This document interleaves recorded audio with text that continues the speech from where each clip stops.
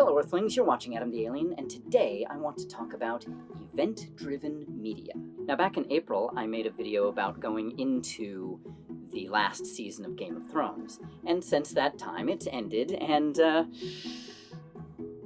yeah.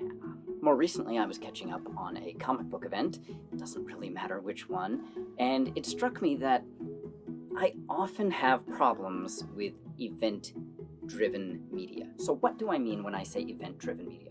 Well, I'm talking about everything from American Idol to Game of Thrones. Basically any media where the focus is on pulling everyone in now and making it a big spectacle and let's do it now, but then oftentimes maybe isn't as fun later. Now, I really enjoyed watching Game of Thrones as a whole, even when it was bad, because there were still good things that could come out of it, like funny memes. To be honest, the best thing that came out of this last season of Game of Thrones was Lindsay Ellis's amazing two-part video essay analyzing Game of Thrones as a series and why it went the way it did. Sometimes you've got some feelings and you just gotta monetize them. If you haven't seen that, you absolutely should. It's incredible. Though, that being said, I'm betting that it's likely most of you watching this have seen that, because she has obviously a lot more subscribers than me, and is generally a better YouTuber. But for those of you who haven't, there's a link somewhere. Look for it. Honestly, Game of Thrones felt a little bit like Lost to me. Lost was another piece of event-driven media where the focus was kind of more on everyone going, ooh, I'm at the edge of my seat, what's gonna happen next? And I loved Lost. I hated that they didn't answer my questions from the first season. I was dubious about parts of the ending. I liked kind of the ending, but overall, I'd say it was an enjoyable experience, but I've never, even once, felt any desire to go back and rewatch it.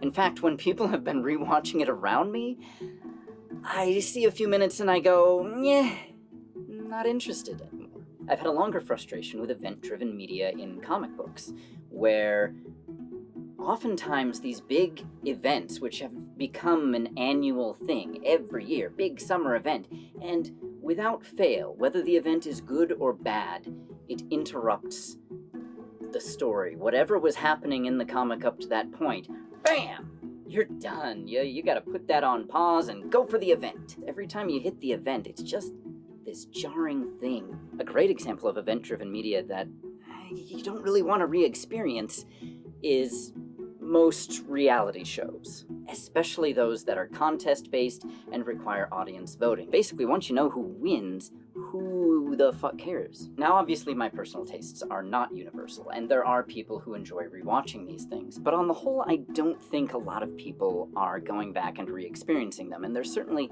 not going to be quite as fun as the first time around, nor are they going to be quite as fun for someone new to experience, having missed out on all of the real-world meta stuff, or the craze, or water cooler talk about, what do you think is going to happen next time? I understand why event-driven media exists. It draws in people because it is a spectacle, and thus, people can make more money, and keep making things, and da-da-da-da-da, yada-yada-yada, all of that stuff. I get that. But the problem with event-driven media is that it does seem to so rarely keep a lot of people, and in some cases it even drives people away, as with the comics. I was reading Marvel Comics, and especially Iron Man, when the Civil War storyline came out in the comics.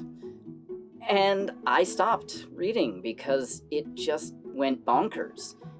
Characters were inconsistent, storylines got interrupted to a degree that even as a comic fan, I wasn't used to.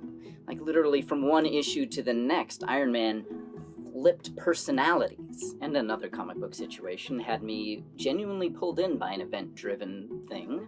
I got back into DC Comics for the New 52, but after about 2 months, I lost interest. The spectacle faded. But this is kind of aimless yammering, so let's actually do a pro-con list. Adam, why are you waving your hands around this much? Because I'm not used to vlogging anymore, and this feels like it makes it easier and not just a talking head. Woo! So let's start with the prose. No, not prose as opposed to poetry, but the The pros. Event-driven media can create shared experiences, and those are valuable.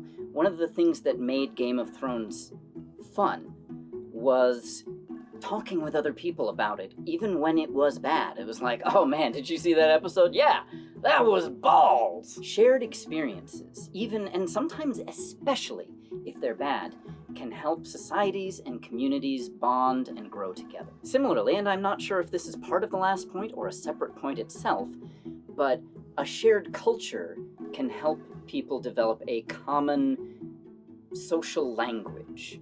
We reference things, we make memes, we drop jokes and quotes, and you can say that's a recent thing, but it's really not. If you look throughout literature, throughout history, there's constant references to things that would have been cultural touchstones of the time.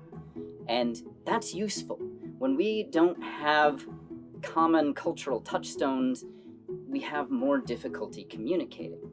And I think we're seeing a lot of that at play right now. Number 3, or possibly 2. I'm not really doing so good with the numbers here. Event-driven media can be fun, just fun. At least once. And there is nothing wrong with a light media snack every once in a while. We don't need everything to be perfect.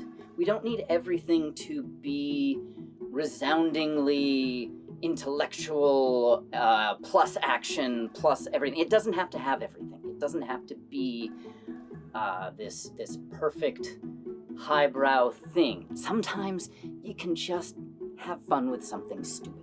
And now the cons. We already talked a little bit about that, but here we go. That shared experience benefit I listed in the pro category, it loses its effect more and more the more heavily the content is behind a paywall. Take Game of Thrones, which was a massive cultural experience, but because it was behind a paywall, a lot of that came from people pirating.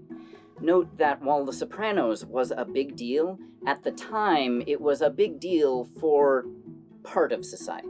It was never all of us. I didn't have HBO. I didn't know shit about The Sopranos. The shared culture factor also diminishes the more someone feels pressured, the more someone feels like they have to take part in this media, or else. That tends to breed resentment, which makes people not want to watch it at all, which leads to people doing the whole snooty, I don't watch that because I'm not the masses, the mainstream media ship.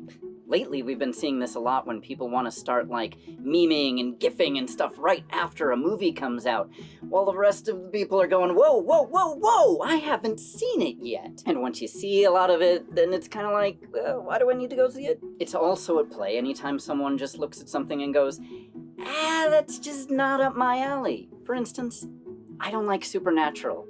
I think the cast is great. I think it has some good moments. But I marathoned 6 frickin' seasons with people telling me, no, it gets better.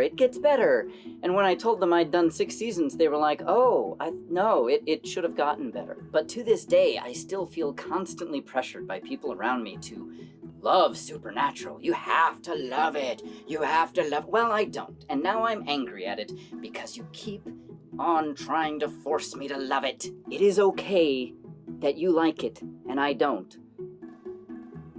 Now, in the pro category, I mentioned that event-driven media can be fun once, but the con of that is that it's usually only once. Once it's done, and that in itself can be a beautiful thing, but, like, not when it's taking over as the main model, which sometimes feels like that's where all the money people want to go. It's like, events! Bah! Then there's the light media snack point. It is great to have light media snacks. You don't want it all to be heavy. But most of the time, not always, but I would say most of the time, event-driven media has all the substance of a light media snack, but all the weight of a heavy media meal, requiring you to devote sometimes years to following and keeping up with something that just doesn't give enough back to justify that kind of commitment. Yeah, we're talking about Game of Thrones again. Lost too, if I'm honest. In ongoing media, it can derail the story and character growth. Now, we already talked about this with comics and stuff, but that doesn't mean it's always wrong. For instance, we'll rewind to a pro here. I do think that some events are good. Marvel's X-Men Age of Apocalypse crossover was amazing. On TV, we see the CW superhero show crossovers, and for the most part, those are pretty frickin' awesome, and somehow don't seem to interrupt their stories too much. It's almost like they're planning for it. I think that helps. Even outside of ongoing media, it can be disruptive. I love a good TV event. I even learned to enjoy the Super Bowl, but like, it can be frustrating sometimes when it supersedes other things, and it can be a mess. Ultimately, my biggest critique of event-driven media is that while it can get a surge of customers immediately, it loses when it comes to repeat customers. Which is funny, because you'd think people who wanted to make more money would want to make more money in the long term, not just right now. But what do I know? I'm a struggling socialist. Until next time, I'm Adam the Alien. Fare thee well.